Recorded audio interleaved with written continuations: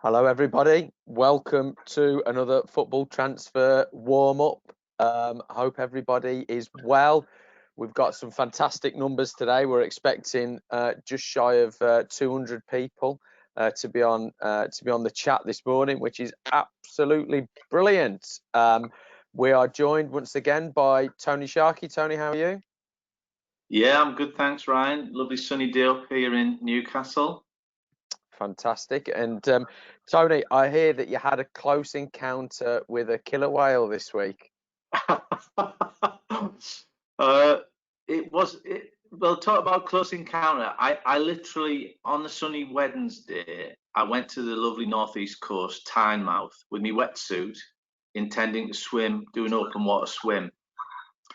I actually bottled out because the water was just absolutely freezing. It was Baltic. So I bottled out. I got home on the night and I was reading the Chronicle, and a pod of orcas. There's been 2 sightings of orcas right along the northeast coast. So me with me wetsuit, me sea-like swimming style.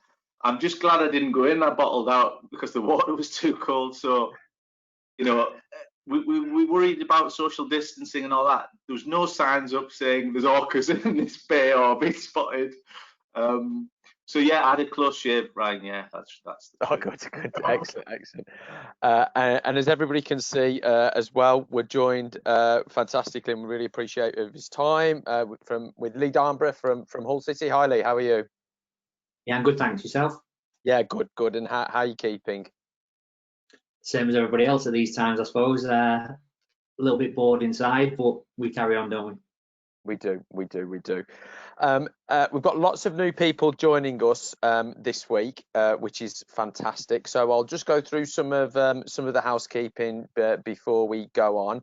If people could just drop me a quick note in the question bar, just to let us know that you can see and hear us okay, that would be really helpful. Otherwise, we've just been talking to ourselves for the last 2 minutes, and you've missed out on Tony's orca story. Oh, okay. Fortunately, everybody's heard that, which is a massive relief. Brilliant. Good stuff. That's loads of people coming through. Absolutely brilliant. Ryan, if there's people on from different parts of the world, I know we've got some from mainland Europe and further afield. If they could let us know which club or which part of the world they're from, that would be helpful as well. Because I think we have got quite an international feel to this webinar, and obviously we're quite UK-centric, England-focused, but obviously people are looking in from other parts.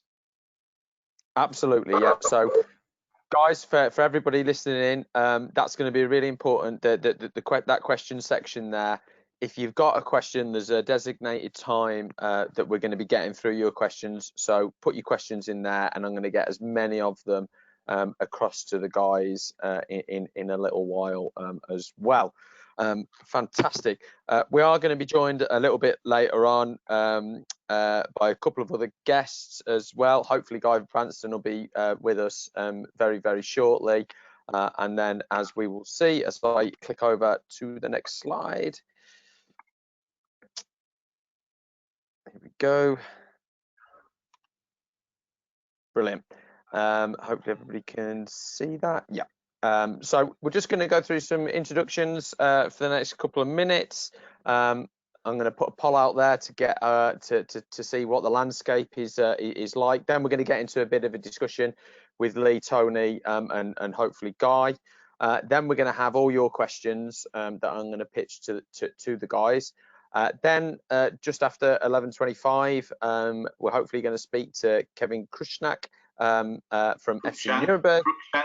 Cruikshank, I get it in your mind. Obviously the German club's back last weekend. Really going to be really interesting to hear about the preparation that they've done, and of course there's been some positives, some negatives, lots of challenges around that right at the time, obviously, as we're looking to get our professional game back in some form. Then last time we're going to move the conversation that we had with Jed Searson from Squad Plus on. Jed's going to be giving you guys an update on where he is with that. And then Tony and I will finish off by giving you a bit more information about what the plans are for the Football Transfer Forum this year. But I just want to start off because there's potentially a few people on the webinar today who haven't had any interaction with the Football Transfer Forum in the past. So I just wanted to give a bit of a brief overview of it. What it is, the Football Transfer Forum, Tony, how many events have we had now? Four events? We've done 4, yes. Yeah. Middlesbrough was the first one. Middlesbrough was the first 2017. One. Yeah, that's right. And since then we've been to Leeds, we've been to Manchester City, and the last one was at Anfield.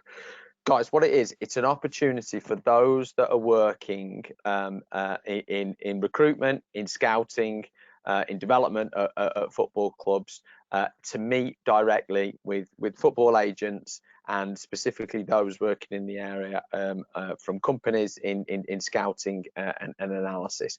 The way that we structured the day, we've tried to learn from, there's loads of football events out there, we know that, don't we? We've tried to take really the best bits of what everybody else has done over the years and really condense it into the day. So, you know, I always say it's a working day. It's forced networking in a bit of a sort of speed dating style, and it's gone absolutely brilliant across the 4 events that we've done. And people, you know, you get that opportunity to get in front of the likes of Lee, you know, or you know, other sporting directors, heads of recruitment, chief scouts, and it seems to work absolutely brilliant. It's gone from strength to strength, and then we really go for quality over quantity in terms of the generic content that we wrap around it as well. So there's only 2 or 3 talks in the daytime, and that's really just to focus purely on the quality and get some really interesting stuff out. So it's gone really well, and Tony's done a great job of growing that, and it's still growing, and we'll speak a bit more right at the end about what the plans are to get it back as soon as possible. Tony? Yeah, absolutely. I mean, obviously we had the 5th one planned for the 1st of May, and that's when we did our last webinar to sort of keep it going. But obviously we're looking at new dates, and we have to wait for football to come back to do that. But we'll discuss that a little bit more at the end of the webinar. Good stuff. Right, we're going to start with a poll as a way of, as I say, getting a bit of what the landscape of the people that are on this webinar in terms of how they think our governing bodies have handled the situation. There might be a bit of controversy on the back of it. Let's see how you guys vote. So I'm going to put the poll up, and then I'll give you 30 seconds, a minute to plug in your answer.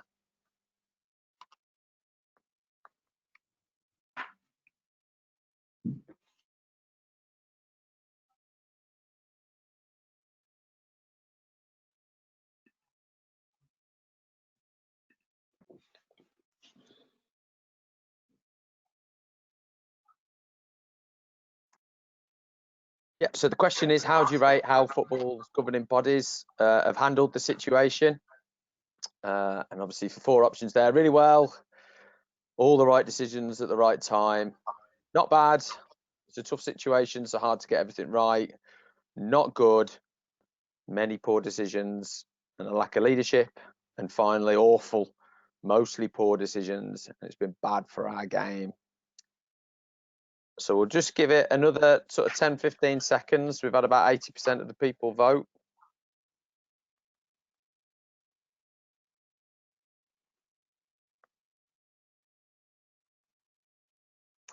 Okay, last few seconds.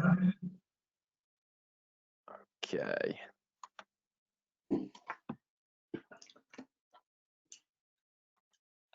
Okay, I'll just share that out. So yeah, so people can see. Can everybody see that, Tony?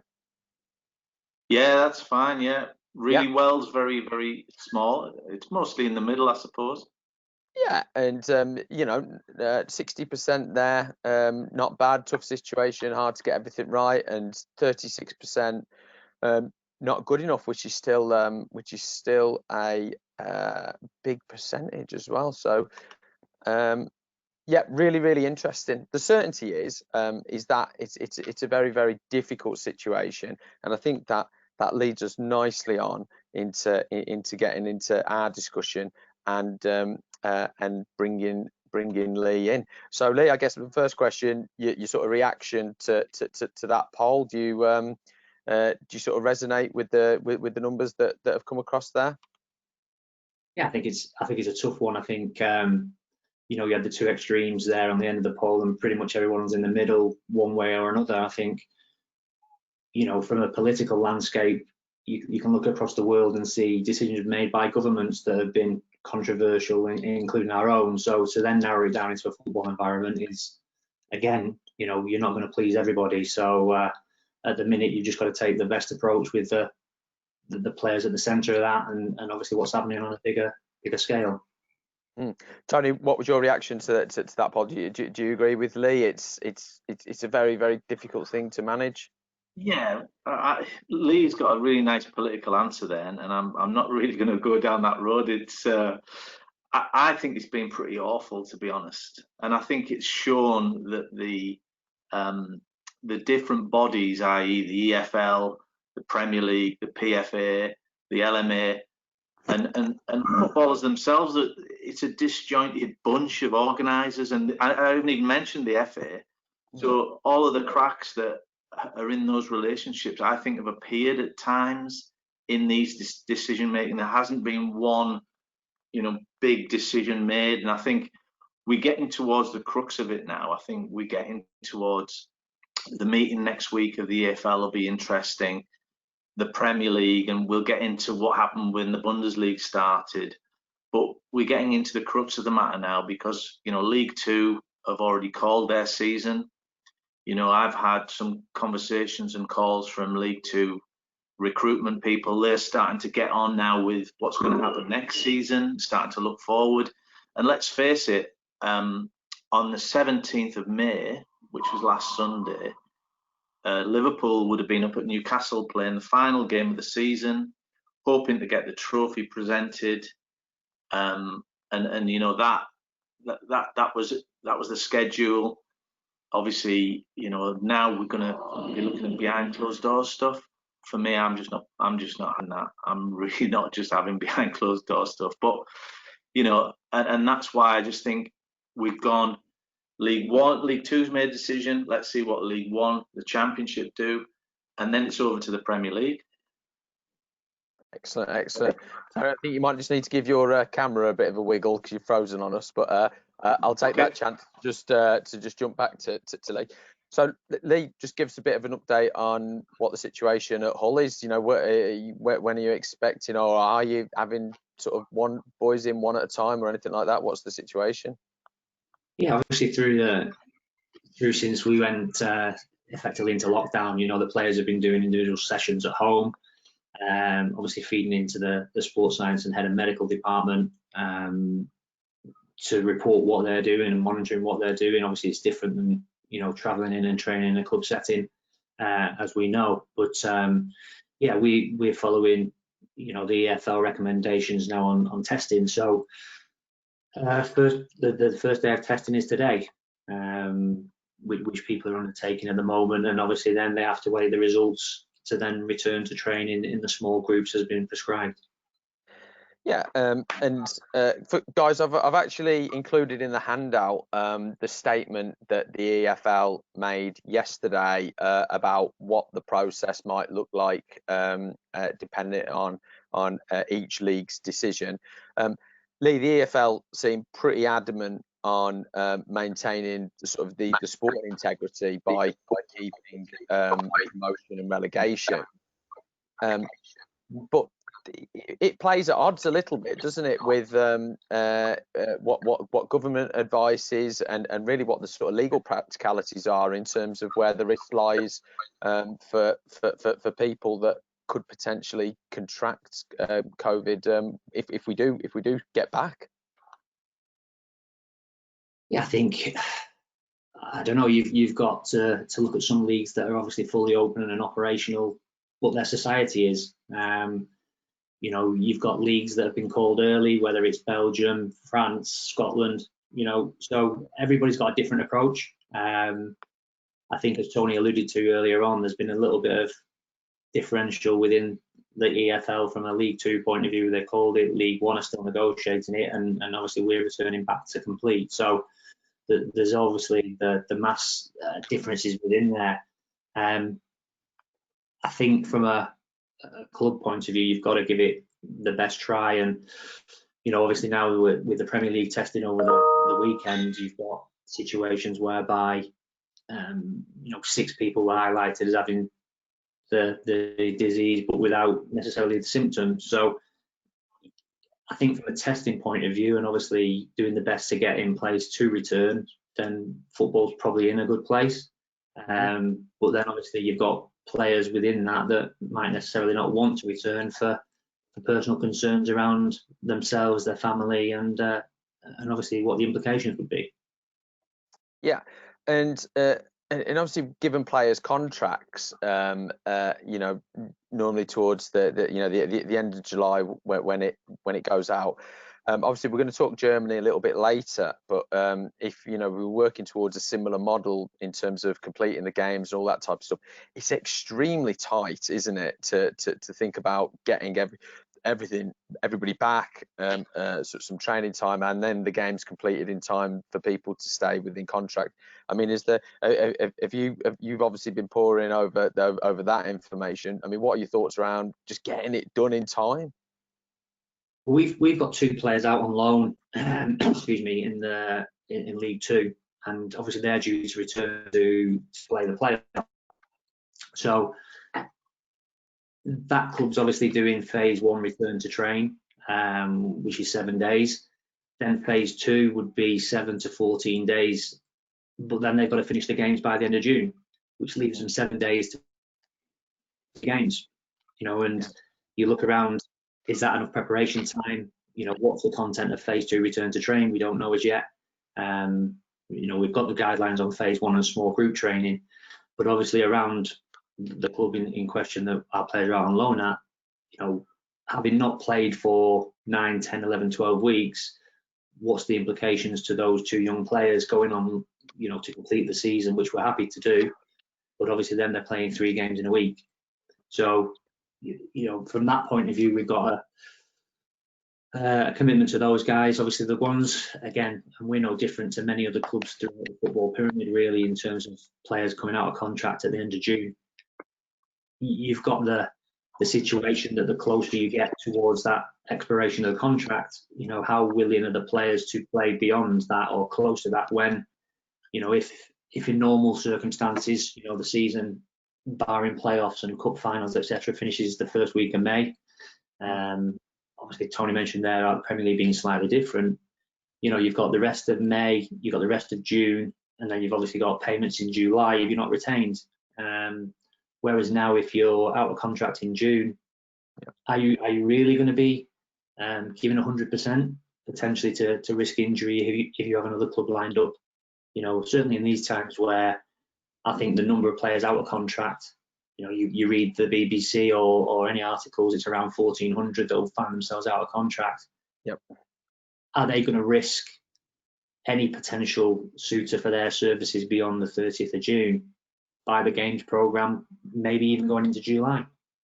You know, so then we would then have to be in a position to renegotiate with players to extend their playing aspect of the contract into July, because obviously it ends in June.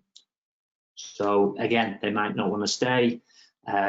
Agents might ask for a longer term contract rather than a 1 month extension, or the player might ask for double the money he's on now. So there's lots of issues around the integrity. I know that's obviously one that people relate to on the sporting side and completing the season, but you know that there are elements around, yes, we can complete to play, but actually we might not have a fully available squad for different reasons to play, and impact that. So yeah, it's a bit of a varied situation at the minute.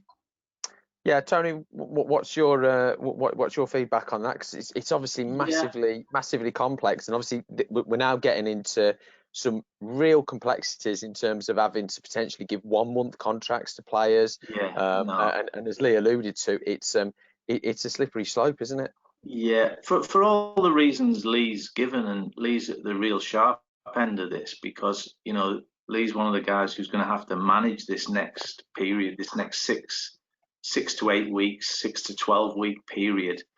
My view, and I think I'm hoping, and this is what I'm hoping will happen, I hope the Football League will sit down next week and say, look, let's just call the Championship, let's just call League One as over, let's honour the promotion relegation, and then just look at the teams that are in the playoff positions to play a playoff at the back end of June, before everyone's contracts are out, get the playoffs done in the last couple of weeks of June, and then just head off, and that's it. Because I can't see that once we start these behind closed doors matches, which, by the way, for me, I mean, we'll get into the Bundesliga later, but for me, when you see any behind closed doors match, it ain't the same. It's not the same product.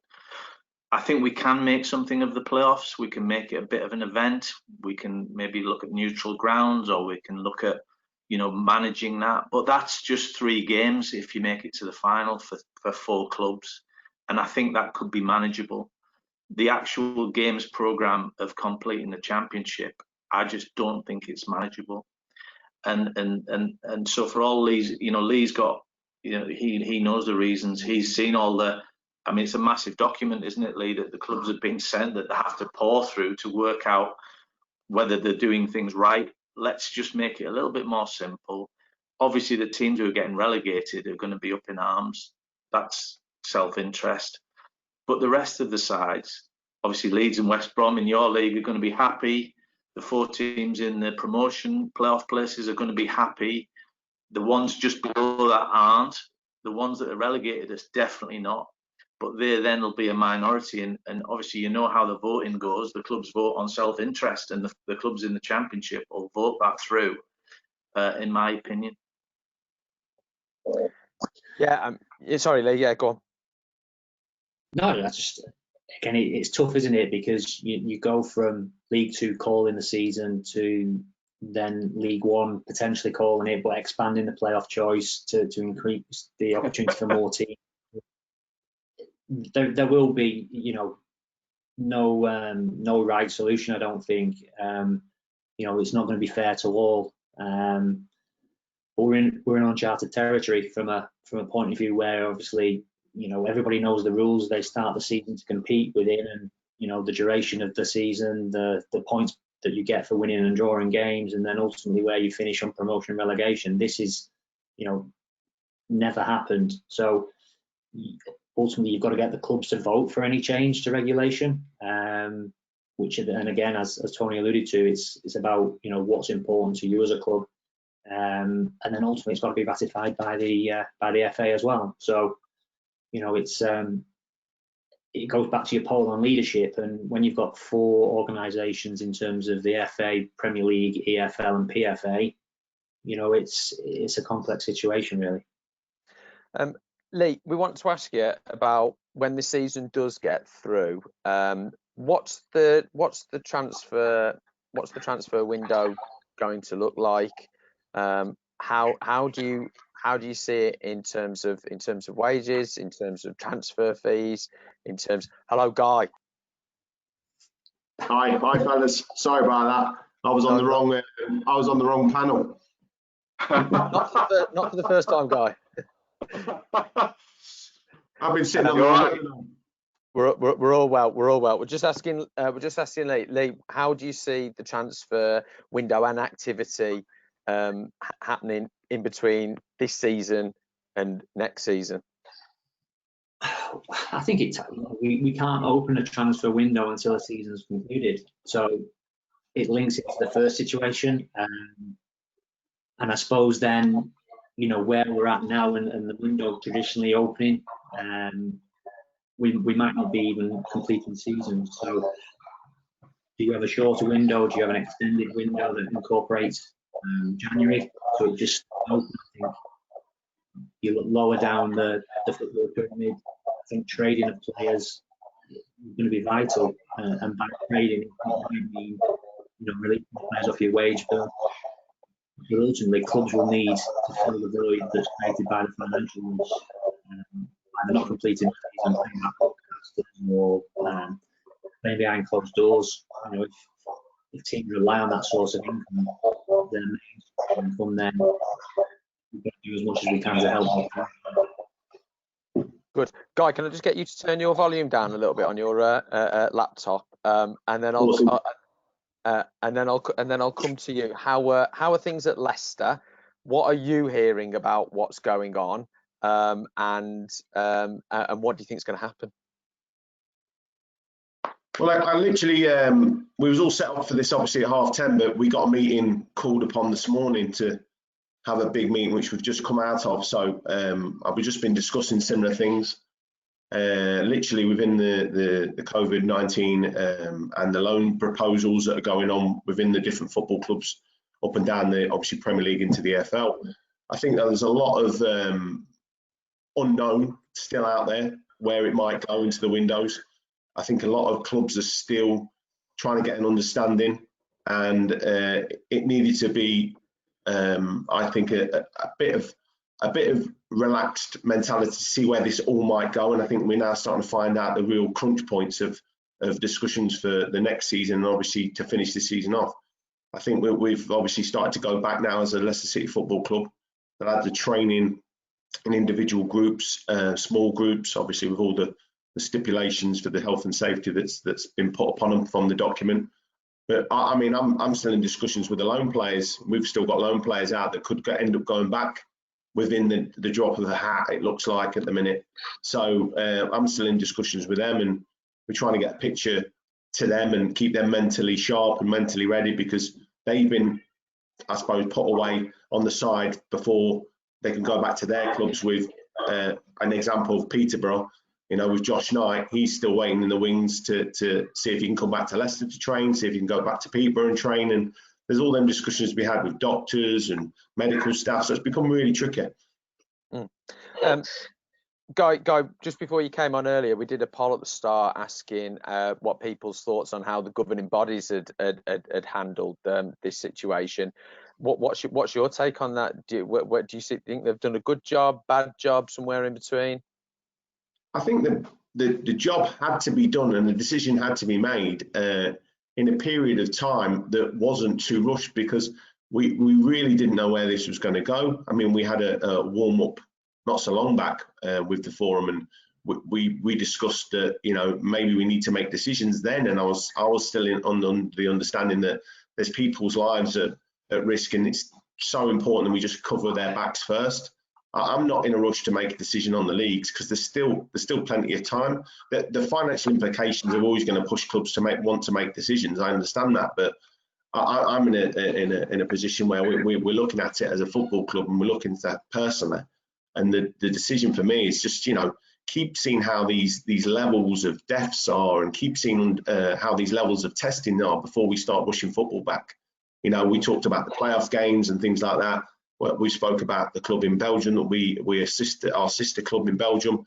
They've put their playoff game back to August, which to me, the game's still being played.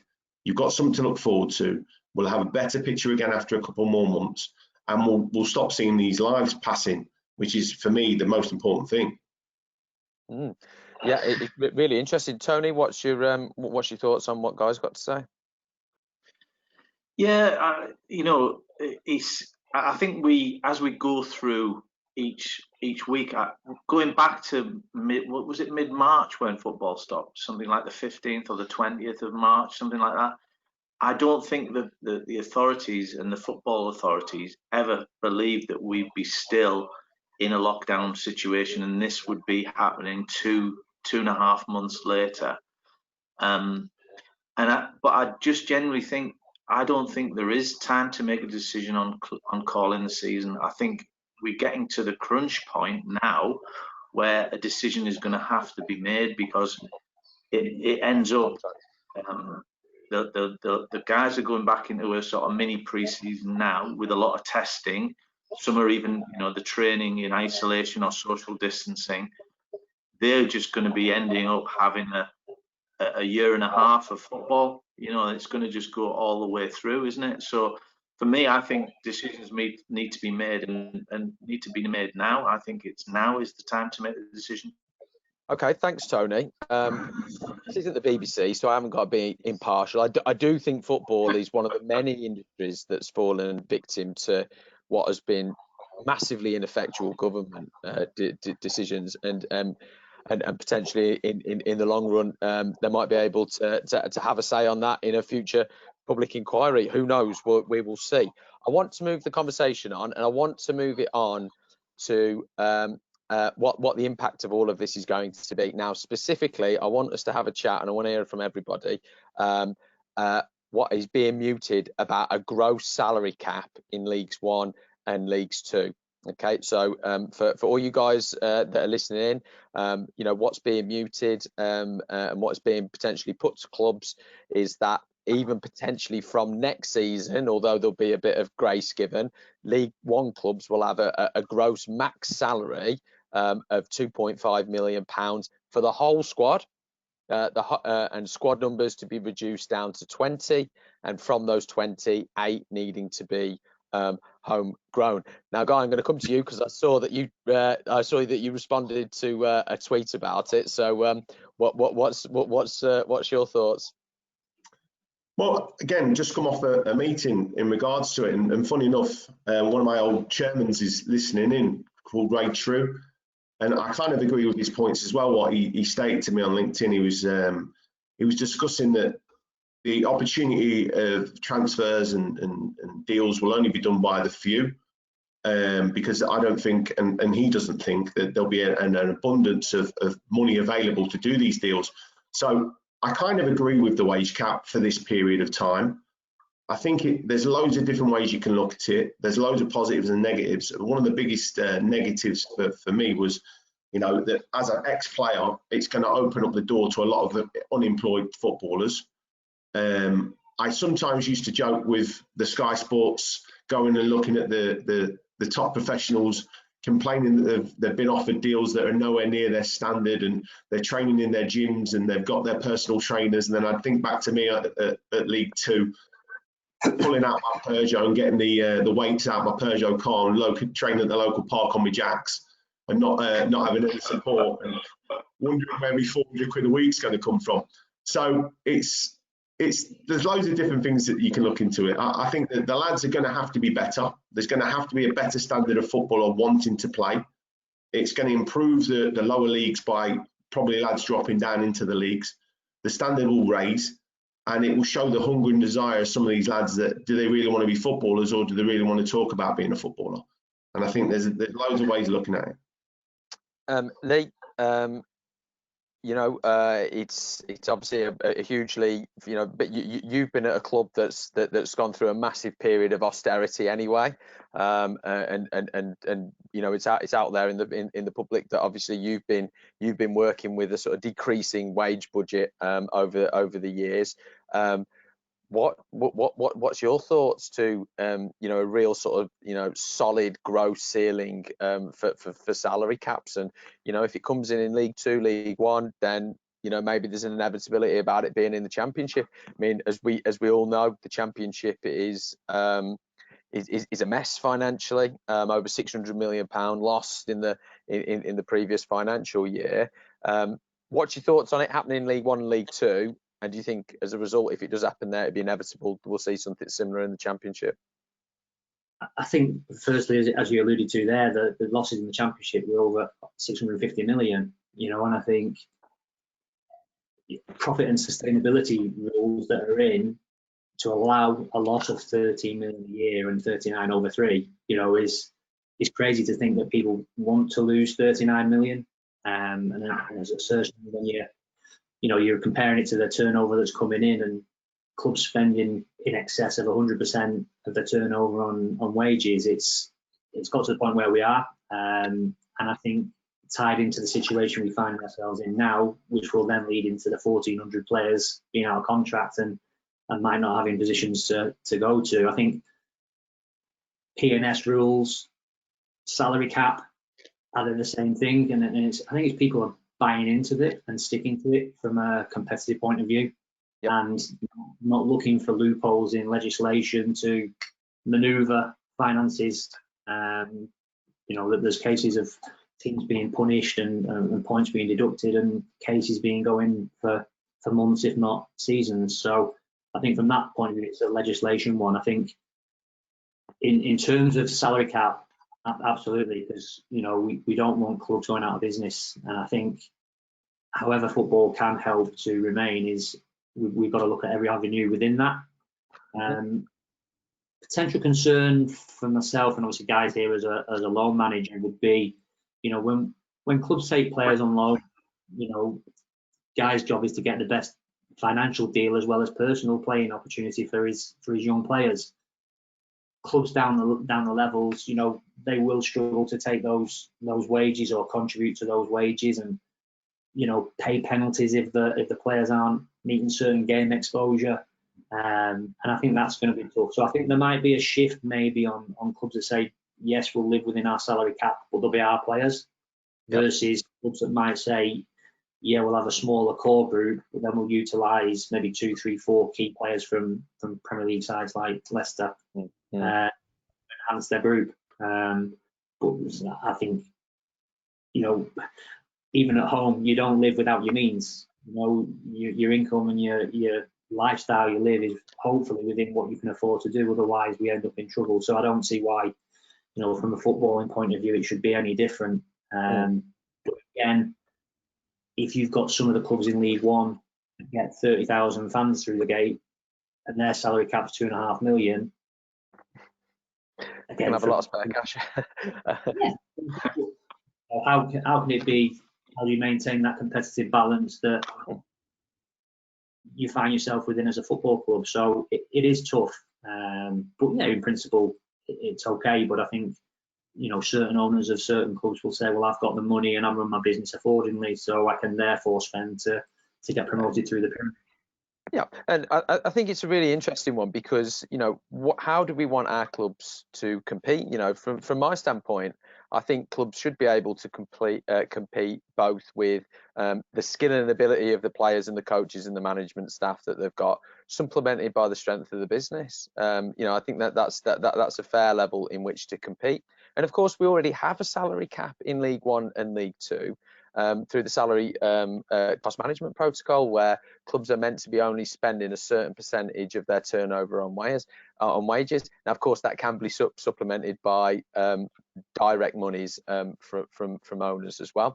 My concern with this suggestion, and there's a few current and ex-chief execs and owners on the webinar as well.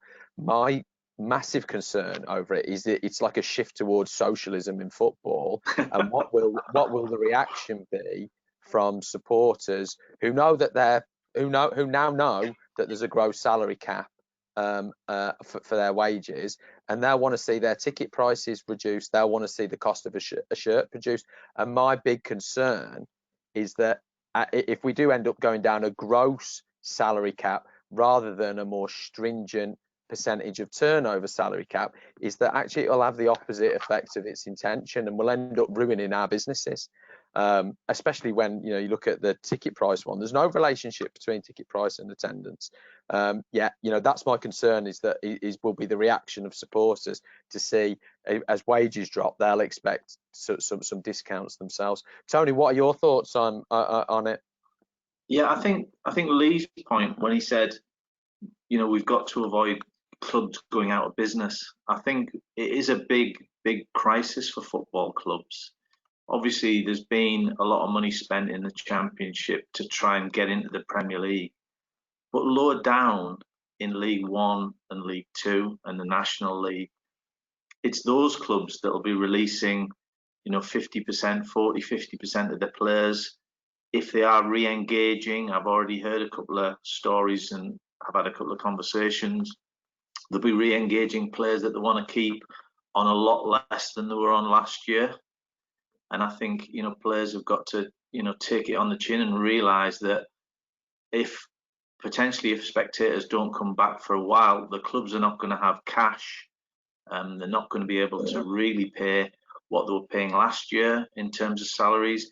And I even see, you know, we've got National League clubs who are full-time generally. We might start seeing again League One and League Two and National League clubs becoming part-time just to save. And it's not just the players they'll be saving on, they'll be saving on the staff, the scouting infrastructure will be affected. So everyone's going to be affected by this. Probably the Premier League is the one that's, you know, so financially viable that, you know, they shouldn't be too harshly affected by it. But going further down the leagues, that's what concerns me. We don't want any more Buries. We don't want any more clubs dropping out the league. We want to retain our strength in our pyramid system. Yeah, and it's a really, really tough one, and you know, for me there needs to be some hard decisions made, and a bit more of a conversation. But of course, as we all know, these rule changes, they're not made by individuals. Rick Parry can't make this decision in isolation. It has to be voted for by the clubs. And you look at, like you say, like you both Guy and Lee alluded to, look at some of those clubs in League One and in League Two. And you would suggest it's not in their interest to do it, so perhaps it wouldn't come to fruition. Right, we are now going to ask you guys what you guys think about a salary cap, a gross salary cap for League One. So I will set the poll up and I will launch it, and then we'll see what you guys think. So I'll give you a minute to vote on it. Go.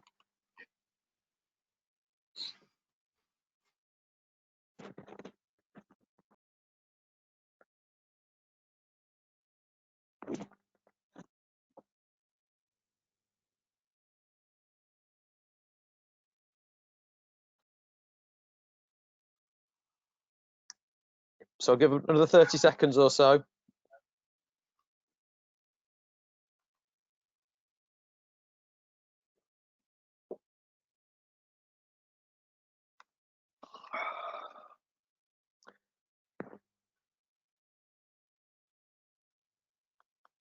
Right, last 10 seconds.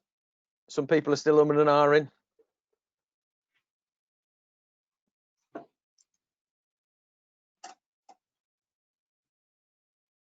Okay, we'll leave it there, and I'll just share it now. So yes, 30% people in favour of seeing a gross salary cap in League One and Two. 35% said no. I'm definitely in that camp, and 35% still need more information. Tony, do you think that's about fair? He's disgusted with the result. He's absolutely disgusted that he's disappeared. No, I don't know. I mean, look, you know, they will decide something. I'm not great on having a one size fits all for any organisation anyway. So, yeah. Tony, you take your cameras off. We're just seeing a black screen at the moment. So if you want to give it another wiggle. Right, we're going to get into the questions from you guys. And so feel free to just keep on adding those questions in the questions section. We've had lots already. So Stephen O'Flaherty says, if you extend the window into January, you'll have a unique position where EEA, European Economic Area nationals, are free to move until the 31st of December, and then freedom of movement would end on the 1st of January 2021. Like everything that we've been talking about today, there's a political dimension to it as well, and you know, the great lords that we look to at the DCMS committee, Damien Collins in being specific, you know, have obviously got a vested interest in having their political say on this point, and obviously, you know, Brexit may be extended, it may not. Do you think, can you see this political dimension of it adding into a potential change around free movement of footballers? As I say, we've got a lot to deal with at the minute as it is. So I think the Brexit situation is one that we know it's going to be happening, and it keeps getting pushed back. I think, you know, through the points criteria, there will still be access to work within the UK from a work permit point of view. But yeah, of course it'll impact. And again, I think obviously that's where the government have to work around with the football authorities to come up with a way of doing it, whether it's, you know, through the Premier League or you know, the Football League in terms of where they see things going. Obviously within this, it might not impact many clubs because they might have a, you know, a domestic based scouting preference. So, you know, there might not be many clubs that it impacts, certainly going forward. And obviously again, trying to, whether they have to scale back their scouting, whether they have to scale back, you know, to just an English-based recruitment model that then pick up on the players that are available. But, you know, there will be access to taking players from abroad, but again, it has to fit in with, you know, the reduction in the number of players that they have on loan, or however they're going to merge the two together, really. Adam asks a question. I know Adam's based over in the Ukraine, so hi Adam. He asks, do you think the situation with potential salary caps here, and obviously you know, a sort of diminishing market, if you like, here, might encourage more players to go overseas? Guy, what are your thoughts on that? Yes, in regards to players that are probably out of contract, they'll see an opportunity of stepping into a different market, and probably a concrete market that's actually starting. You know, Iceland's going to be kicking on soon. Denmark, you know, obviously Germany started, so they'll be obviously starting their new season quicker and earlier. I see clubs probably loaning players into different markets to get them fitter for their new season to start later on down the line. But if I was a player and had an option of joining different clubs abroad, it'd be something to entertain. I think it's a great pat on the back that other clubs are watching you. I think that it restricts a lot of the homegrown talent coming through the lower end academies, the Cat 3s and obviously the Cat 2s, if foreigners come into the leagues. And it's, you know, a precarious beast, the lower league. So I don't see a lot coming back over to here. You know, it's a tough environment to actually be successful in the lower leagues and then step into the championship and places like that. So yeah, I can see it happening, and I think players should really entertain it. I think I'll use the oh, sorry, go on, Tony.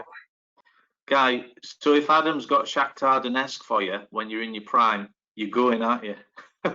Actually, on God's only truth, I actually fell out of the Football League and nearly went to Kuwait City. Right. No banter. I had an email out of the blue, and it was all legitimate through an agent, you know, all checked out properly, and I was considering that on a very, very big wage, danger money, getting paid danger money. Don't worry. My tackling. Yeah, but was it as a footballer, Guy? Probably not. Probably hired security for Lee when he gets in the Premier League. I think that's right. Lee, a question to you from Carl.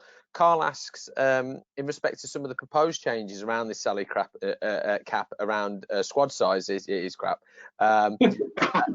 Would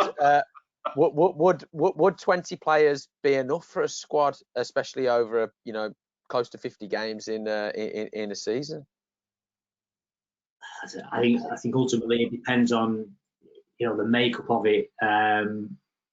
Another aspect for ours, you know, as a club is the academy. So, you know, whether they're included or excluded within your squad of 20, as it used to be in your squad of 25 in the Premier League, you know, you have to follow the homegrown regulations. You have to have academy produced players. You know, I think at squads of 20, there's ways around it in terms of obviously having a better academy to supplement it. You know, we operate on 20 to 25 as a senior squad. So again, it might impact on your recruitment strategy, taking players that are more robust. You know, do you then come away from the ones that are niggly injuries and aren't able to complete a large volume of games? So we might start to look at game history and availability to train as being vital to your recruitment strategy then. So you'll ask the coaches, players are never enough. You'll ask the owners, they want a small squad. So you have to balance the two. But I think, you know, 20 and then a supplement of 4 or 5 from your academy should be enough. Excellent.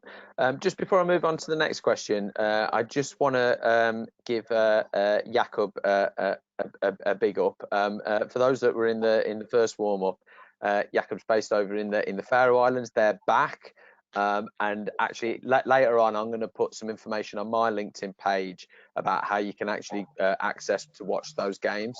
So they've set something up so scouts from all around the world can do that. So look out for that on my LinkedIn page. Tony, a question from you for Ben. Do you think the situation is a big opportunity for unsigned talent, with clubs obviously looking to change their recruitment process? And I'll add a second question in, just as if I'm pretending I'm on the daily briefing, about the quarantine periods. Obviously, anybody coming into the country now has got to quarantine for 14 days. Combination of those two things, less foreign players, financial situation, all good for unsigned talent? I think it's going to be good for younger academy players who are already in football clubs. I think it's, if for example, you're a League Two side and you're releasing experienced players on decent money, you're going to have to look to your academy. Once we get the quarantine, we're clear on the quarantine rules. I had in conjunction with my partner, brought in we had a 25-man squad of French free agents last summer. They won't be able to come over this summer. But if you bring a player in and he's got to stay in quarantine for 14 days, then you're looking at a period of 21 days just to get a week's trial, aren't you? So that's not really going to be able to do that in the next couple of months. In July, August, that's not really going to happen if these current rules are in place. Lee, question from you, from Samuel. Will the current situation or potential salary caps in the future shift to clubs like yours focusing just more on domestic scouting? And is that already happening at Hull? Yeah, I mean, we've set up a domestic system, which is more than adequate for where we are. I suppose really where we're at as a club is, we're not the biggest spenders in the league. The owner operates a contractual structure that makes it really tight to recruit within, in terms of additional payments he makes within a player's contract. So we're not one of the most attractive from a financial point of view within the league. So domestically, we have to act as quick as we can. James Scott, as an example, in January, we had to take, and we wanted to take then, because we felt, obviously we didn't know about COVID at the time, but we felt if that player situation went on till the summer, we wouldn't be at the front of the queue. So that was an example there. But to flip that the other way around, we've taken Jordy Device out of Holland, and has done really, really well for us, really well. But yeah, we got to look, or we have to look for value in the market, and value is finance versus also playing ability and how it fits into the head coach's system. So as Tony alluded to there, in terms of travel restrictions, it might make it more difficult, alongside with Brexit, alongside with players getting permits to come in. So there's all a myriad of factors that will impact it. But yeah, fundamentally, we recruit domestic based. Okay, just one or two more questions before we move on. Josh asked the question, what will the future of parachute payments be following COVID? Again, Rick Parry in his evidence to the DCMS committee, describes parachute payments as an evil in the game, and I can understand where he's coming from a little bit there. Lee, obviously you've been at a club that's been in receipt of parachute payments. What are your thoughts on that? Do you think a system where there's a forced situation of players to drop salary dramatically, should relegation out of the Premier League be a preference? I've been at a few clubs that have been in receipt of parachute payments, and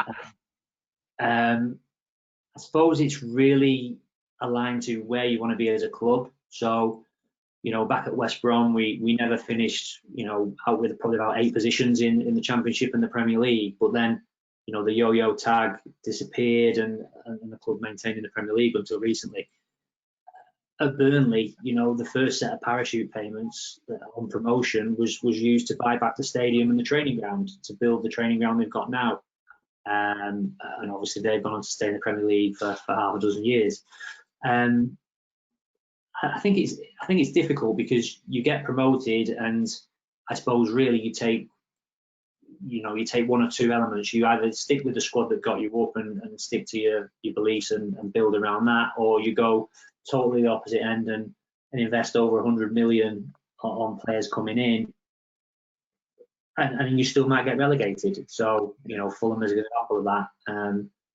But I suppose then you have to protect yourself as a business, that if income drops, then salaries need to be related to it, I think. And if the players don't want to accept a reduction in the salaries, then maybe they're not the players that you need to be there to try and keep you up.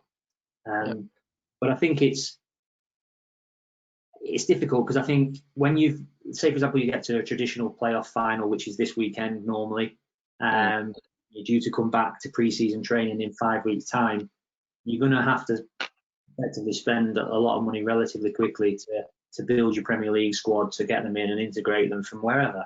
But I think as that club goes, as long as you've got the plan in place to manage the contracts, then a gradual, because again, players until now might not consider a 1-year contract.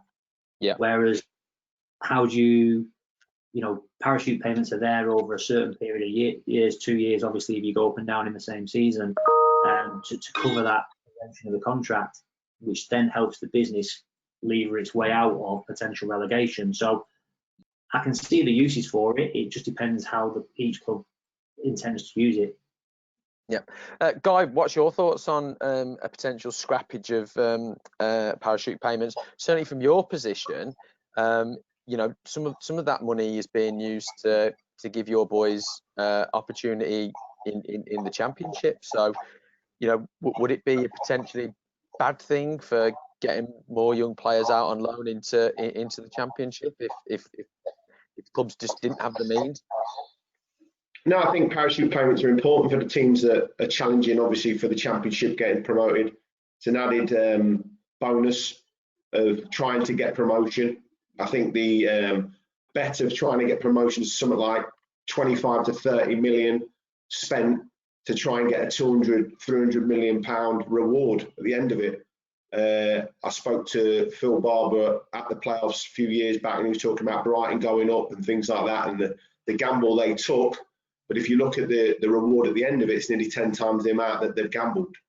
If someone said to me it's 10 to 1 odds of backing a horse and the reward was a massive reward like that, you sometimes have a little play over that. And they've done that and gone and sustained obviously themselves in the Premier League. Then the parachute payment kicks in the following season. It gives them stability of obviously the loss of revenue, and it doesn't, you know, hopefully kill a budget that's usually a lot higher from contingency payments and obviously appearance fee money and bonuses and relegation stuff that goes on within the contract. So I think it's a good thing that they have them. I'd not like to see them scrap, because it'll put clubs in a financial mess, and that inevitably whittles down the leagues and obviously stops clubs from coming to our club and trying to take our players in the Championship, because we have some really good players. Any Premier League and Championship clubs listening, we have some really good players in our 23s. Guy, I've heard that you're happy to go at something at 21, 20 to 1, never mind 10 to 1. Well, listen, back in the day I would have backed some donkeys, let alone but clubs like Brighton and places like that, when they're breaking it down and you know, spending that money in the Premier League, in the Championship to try and get up, and they're trying to get their infrastructure right, like obviously Lee alluded to with Burnley. They come back down and spend it properly and spend it correctly, and that's where, you know, the fit for purpose owners are running the football club, and you know, you start to look at the grand picture of things. You start to really see a really clever model, and I think that's important when we're looking into football clubs. And I think the model needs to be right in the first place for them to go through the leagues. I think that the staff need to be right in place to sustain league appearances within the Premier League and obviously the Championship trying to go up. And I think the parachute payment's good if it's at the right club. Yeah, brilliant. Right, thank you. Thanks, Guy. Right, we're gonna move on now, and hopefully we're going to speak to Kevin Cruikshank. Kevin, can you hear us? I can, Ryan. How are you? Oh, yes, guten Tag, Kevin. Guten Tag. Guten Tag. How are things in Germany this morning? Nervous because we've got a big game tonight. But yeah, apart from that, the weather's good. We're looking forward to it. Who are you playing tonight, Kevin? We play Erzgebirge Aue at home. Fantastic, excellent. So it's great to have you on. Obviously, German football back already. Perhaps not a surprise to us. You know that obviously the German model of dealing with what has happened has been lauded as much better than perhaps ours or what's happened in the States. Well, definitely what's happened in the States. So first of all, what's the perception on how coronavirus has been dealt in Germany, and just talk to us about what the process has been like at your club, getting your players back and ready to play. I think the government's been quite heavy-handed with the approach. So straight away they knew that testing was going to be important. So I think they were doing 500,000 tests a week from quite an early start. So the positive cases, obviously, because we're testing more, there was more positive cases, but they obviously instructed the lockdown quicker than we did in the UK. We're being eased out of lockdown a little bit. So as of last Monday, well, this Monday, sorry, the Monday just passed, the bars and restaurants were allowed to reopen. Shops have been allowed to reopen, but obviously with strict protocols with regards to what they can and can't do. With regards to the football, I mean, one of our players tested positive fairly early on, so we were immediately put into a 2-week quarantine. He was asymptomatic, so he never had any of the symptoms we associate with it. But obviously, as a precaution, we all had to go into lockdown. So as far as training goes, we came back. I think it was the last week in March, start of April, sorry. But in small groups of 4 initially. Then we progressed that, I think, after 2 weeks to groups of 7, until they then were allowed to train as normal in full contact. Again, following strict guidelines with regards to coming in your training kit, they get the temperatures checked, they disinfect certain areas of the training ground, and they trained. I said the groups were separated, so they had time to then get prepared for the next group. And how did the players find that, Kevin? Were they comfortable with that? Did they find that okay?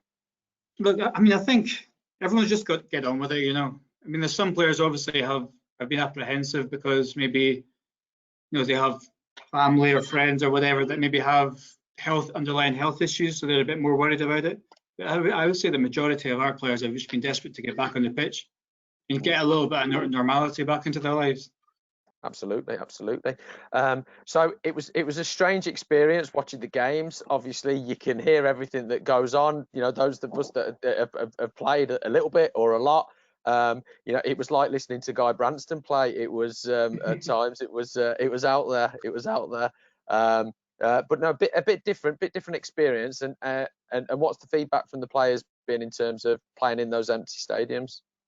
Yeah, well, we trained in our stadium a few days in the build up to the games just to get the players used to we played an 11v11 against ourselves just to get them used to having a match in an empty stadium.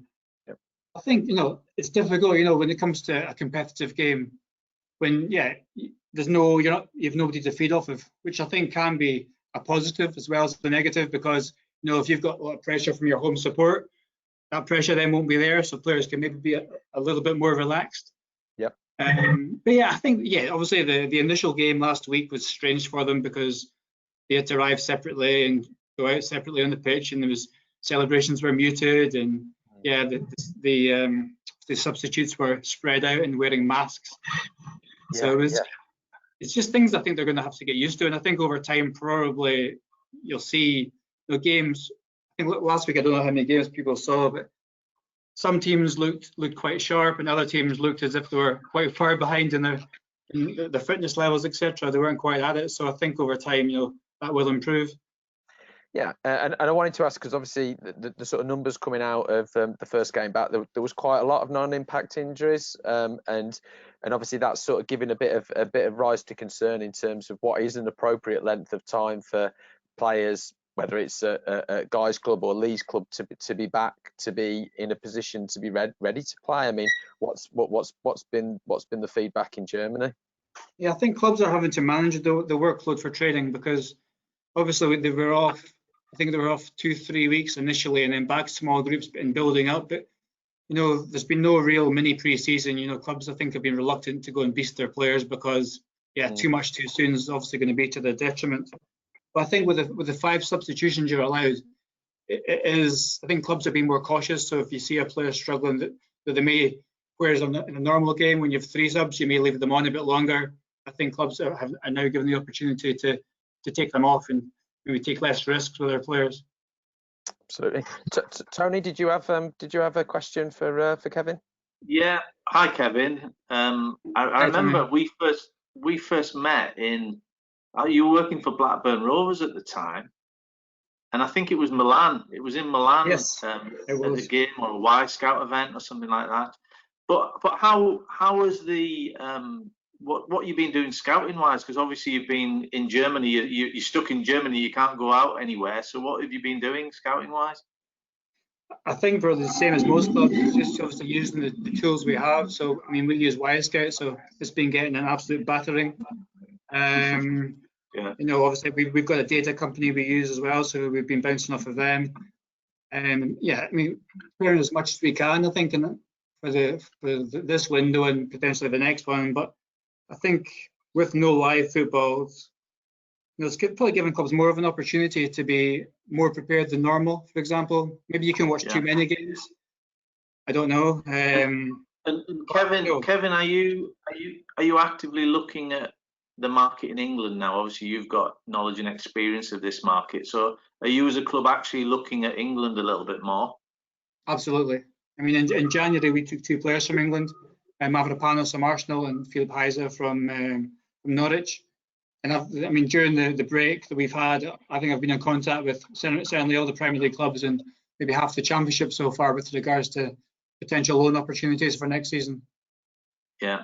So I can broker a deal between you and Guy and Leicester, and so I've already been in touch with Guy, to be fair. Me and Kevin go back since we met years ago, so we're fine. You move away. We don't need you. So you cut me out. You cut me out, Guy. Already, you cut me out.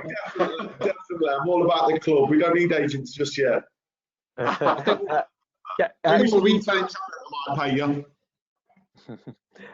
Kevin, so I wanted to ask, so if there was a bit of advice that you could give British clubs, using your experience over the past 6 weeks or so, what would that advice be? I think it's just about being proactive, isn't it? Just making sure you're on the ball. And I mean, it's difficult because there's uncertainty over, and certainly in England, when the season will begin, and definitely when the season will finish. And no one knows about the transfer windows, etc. Then it's just about making sure you're staying on top of the players you really fancy. I think that's what I've tried to do is build relationships and just keep that contact. And whether it's speaking to loan managers, speaking to agents, if you can set up Zoom calls with players, for example, it definitely helps to show your interest. So we've been quite proactive, and certainly in the foreign market with regards to who we like and who we think could be options for us next season. And as you would have heard, we've spoke a lot over the last hour about the financial instability in British clubs. Obviously, a much different model in Germany. Obviously, you've had experience of both being owned British clubs and obviously working in Germany with the sort of 50+1 model and the licensing model as well. What's your take? What system do you prefer? I mean, it's difficult. I mean, we're quite clear with regards to what we can and can't do now, because we don't rely on money. We're self-sufficient. We don't have any big investors. So we know it has definitely affected our budget. but at least we know what we can and can't do, you know. So we know what we have to do if we want to spend money. We know what we can pay for salaries. So it's been good in that respect. Obviously, the big difference I found was coming. I mean, I came from obviously Stoke, who were in the Championship at the time. There's a massive difference in wages. That's the biggest difference for me. And what we were paying players a week in Stoke, we were paying we were paying a month in Germany, here in Nuremberg, you know. So it's definitely been a bit probably more of an eye opener than I thought it was going to be, because our salaries are more based on the performance related. So they get obviously good amounts for their bonuses, a bit lower basics. So it's been good for me to learn that side of the game. And I think at the clubs here, I think we're maybe a bit too quick in England just to throw money to players, whereas here we start quite low, you know, and yeah, we don't start really high, we start low, and then obviously the negotiations goes on and we come to a deal that everyone's happy with. But in terms of obviously, you know, much higher wages here, but I'm guessing not that much difference in quality where you are. No, I don't think so. I mean, you see the players that have certainly, you know, when the German coaches have come into the Championship, like Daniel Farke and David Wagner, they took players who weren't necessarily the standout players in the second Bundesliga. They were just solid, steady players, but they came in and they did well and had an impact in England, you know. So, I mean, obviously, I think because of the money in the Championship, you know, there's higher profile players, I would say, compared to the second Bundesliga. But obviously, when you look at the likes of Stuttgart and Hamburg, who are big clubs with big money, and they're maybe kind of near probably the level of some of the Championship clubs, you know, in terms of what they can and can't do. Brilliant. Kevin, we really appreciate. Oh, sorry, Guy, go on if you've got a quick question. Now, in regards to working harder with all the staff members now that are out there, obviously in furlough and obviously now we're getting back into it, have you seen a massive increase in workload in your end now you're back into it, or is it all of a sudden come on to you, or have you been planning with these meetings you were speaking about, with these player meetings you were speaking about, have you been planning this for 6 to 8 months before? Has it given you a great opportunity now of seeing a player that maybe not on your list, now you can go and get and work harder a bit, and work harder more in the meetings, in the staff getting involved, in members of obviously the first team getting involved, having chats on Zooms? Has it been working? Have you felt like it's worked? Yeah, I would say communication has definitely improved. I mean, it's quite easy just to get about your job and not have so many meetings. So I think that we've had much more regular meetings than we did previously, even though we're all in the same office, but because we're always traveling to different, whether it's throughout Germany or throughout Europe, you know, it's not always we're in the same office at the same time. So I think it's probably helped us in a sense going forward that we'll have more meetings on Zoom or whatever platform, just to make sure everyone's aware of who's been looked at and progressing, you know, once targets are settled, how things are progressing, you know. But the problem I was going to say is, obviously, when you're speaking to obviously some clubs and some agents, they obviously they don't want to make the decision now. For example, some people, because they want to, maybe it's too early because they might have other options to them. So certainly with ones that are going to be free, you know, they're asking, what's the offer going to be? How much money can you give us? And they're going to wait, you know. So it's been difficult in that respect. Obviously, some clubs, you see, obviously Norwich have signed a couple of players in a free transfer already, which is good. And I think some clubs have been able to be like that. But in our league situation at the moment, you know, we're not in a great position in the league. Obviously, I can see with us, you know, we're just above the relegation zone, so I can understand obviously why people want to wait to see, obviously, to make sure we're still in the second Bundesliga, you know, and don't commit to a club that potentially could be in the league below. Excellent. Right, Kevin, we really appreciate your time. I know you've got to get off for the game, so good luck tonight. Thank you. Thank you. And hopefully see you at the Football Transfer Forum live whenever we're able to do it. But good luck tonight. Perfect. Thanks, guys. Cheers. All the best, Kevin. Man, speak to you soon. Get back to me WhatsApp. Excellent. Right, we are pushing ourselves for time a little bit, so I'm gonna move on, and we're now gonna bring in Jed Searson. Let me just get Jed on the line. I thought that was really interesting, and just, you know, I think it's really interesting for all of us to see what's gone on in Germany, especially around the injuries, and try and learn something. Jed, can you hear me? Hello, Ryan. I can hear you. How are you? Can you hear me okay, yeah? I can hear you loud and clear. Absolutely brilliant. Hello, Lee. Hi, Tony. Hope you're all well. You. Good stuff. So Jed, we heard off you briefly last time, and I'm gonna flick through these slides. So Yeah, you just give me the you just give me the heads up when you when you want changing. So basically, and obviously I know I spoke briefly on the last forum we had, but a little bit about myself. So basically, I am the former first team opposition scout, domestic and European scout at West Ham, and former chief scout of Leyton Orient, Grimsby Town twice as well. So the last year I've been with my company S4 Football Recruitment, been teaching, running workshops across the UK and in Spain as well, teaching scouts, and also a lot of football intermediaries, a little bit more about the recruitment departments, how they work, how to scout and so on.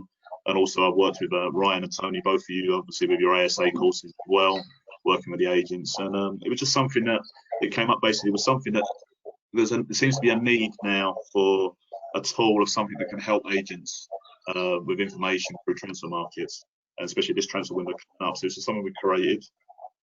So Squad Plus is basically a tool for all agents, but also clubs to use as well. And that's an example there what one looks like. So Ryan, goes to the next page. There you go. Right. So that's obviously brought by myself, this for football recruitment, and also with help from you guys from the transfer forum system we brought that together. So basically what it brings in football intelligence or intel as a recruitment tool built through the windows. We've gathered this information from multiple sources. The information's come through from club contacts, intermediaries, paid subscription sites, but also information is out there in the public domain as well. We've gathered all this information together, put it together, and created concept updates of how clubs are structured. Okay. Right. Yep. Okay. Right. So, firstly, with intermediaries, how does it help you out? So, if you're an intermediary, this will help you pinpoint what clubs to approach. So, with information, there's actually you actually pinpoint directly which clubs that you need to approach for your players or the player that you're trying to broker with. This is a massive time-saving tool for all of you. This will allow you to do what you do best, which is basically talking to clubs, talking to players, and actually negotiating. So we're taking away that time of you having to do your research and background work. We're doing this for you now. So literally, you've got this information at your hands to save yourself the time that you need to be doing elsewhere. Regarding clubs,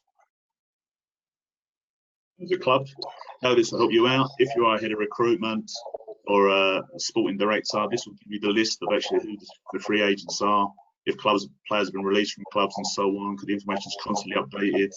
It's give you information all the time so you know how the information is used. And also if you're a loan manager, this information now would obviously tell you potentially what positions need covered from clubs as well. Okay, so the leagues we're going to cover, we do cover at the moment English Premier League, Championship, Football League 1 and 2, and the Scottish Premier League. We've got other leagues coming as well. They're the actual 5 divisions we cover at the moment. That's kind of what it looks like, charts. You can see there basically what it is. The information, go to the next slide, Ryan. Go a little bit more detail to it there for you.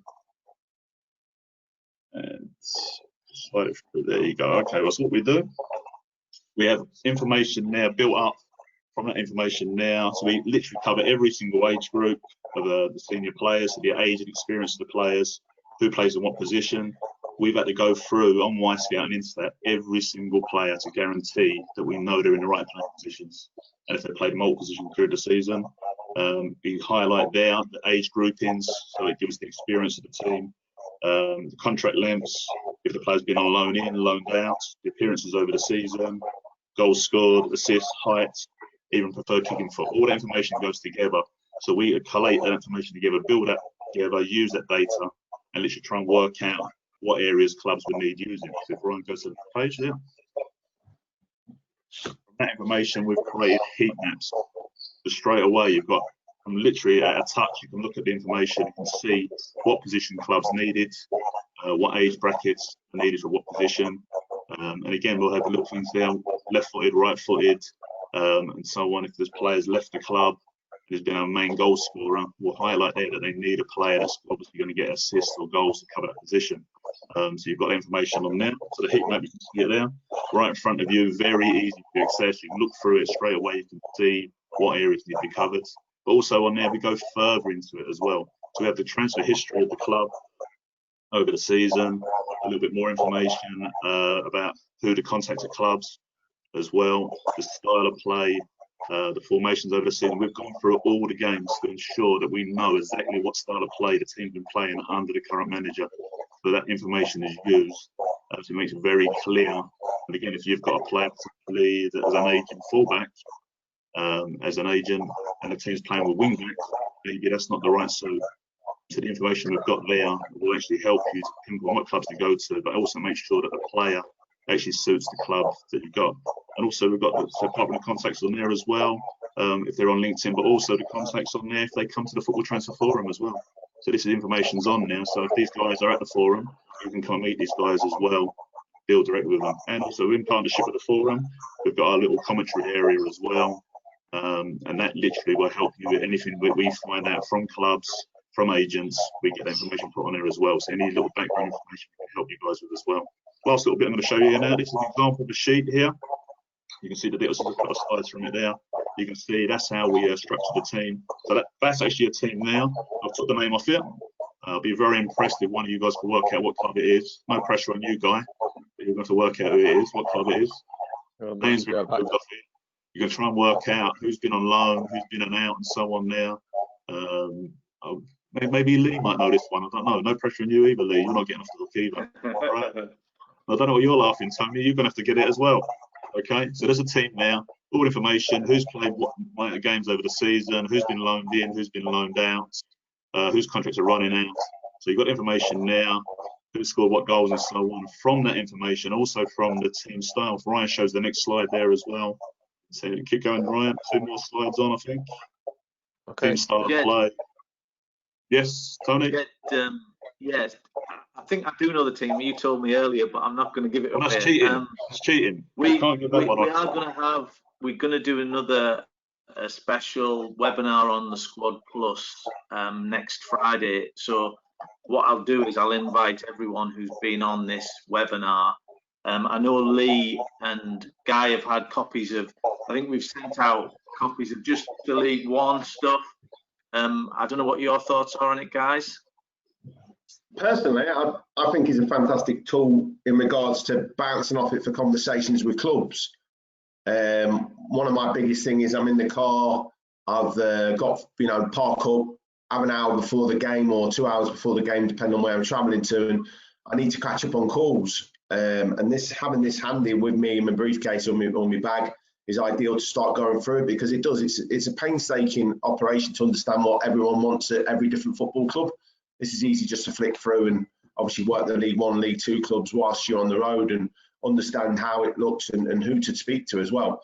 I mean, we can make lots of phone calls trying to get to the top man and obviously a member of the staff, and it's sometimes difficult to find that. When I was working as an agent, for me, this is an ideal tool for that. And I'm saying that from an honest point of view. I'm not getting any kickback off this, unfortunately.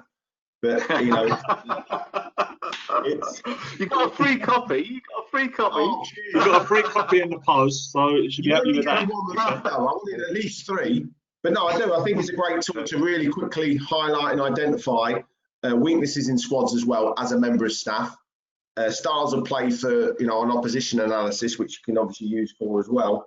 And, understanding who might be in and out the team at the end of the season to start highlighting players that you might want to start attracting if you're in the recruitment department. But the thing is with this as well, we're constantly updating it. So if anyone purchases it now through this summer transfer window, there's a minimal 6 updates that are sent out to you as well. And I said the more the people get involved in it, this could be something we do every week. I'd like to do it every week, constant update, because that transfer information is changing all the time. Every time a player leaves the club, extends his contract or moves, information changes. We change the picture, we change the heat map as well. And so the work's done for you. So there's lots of information in there, but it's just a tool that, as an agent, it leaves you the time to do what you're good at, and that's actually going out there and negotiating and working with clubs. And then I said, potentially, I know Tony was edging to say this earlier. I said, surely this information's out there already.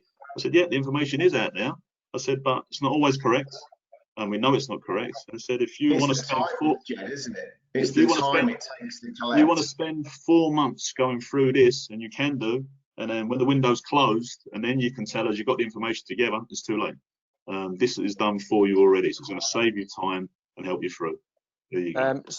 So Jed, just if people want some more information, point them in the right direction. Yeah, so we've got the Squad Plus Football Intel website is on. The LinkedIn page is there. As Tony just mentioned, we've got live webinars. It's available now. We've got May discounts already.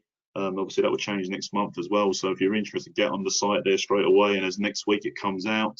And as an agent, if you haven't got it, I'm guaranteed probably one of your competitors have got it. You need to get an edge on your opponents. Okay, and same with the clubs as well. I can imagine Lee and Guy as well.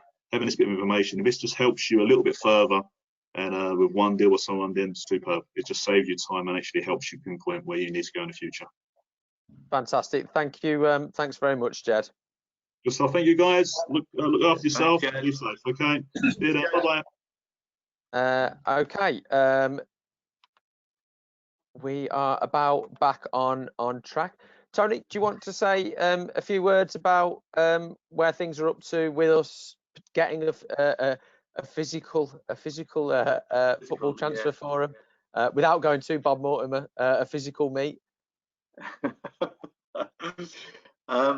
Yeah, obviously, you know, the 5th, we're due to do the 5th edition.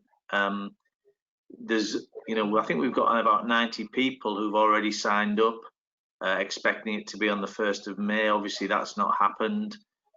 We have to wait because it's going to be at Man City, and to be fair, Man City have been great with me. They've just said, look, once we know where we are, our date has to be led by the football, because obviously we can't have a transfer forum on a date of a game. It's going to be at the Etihad.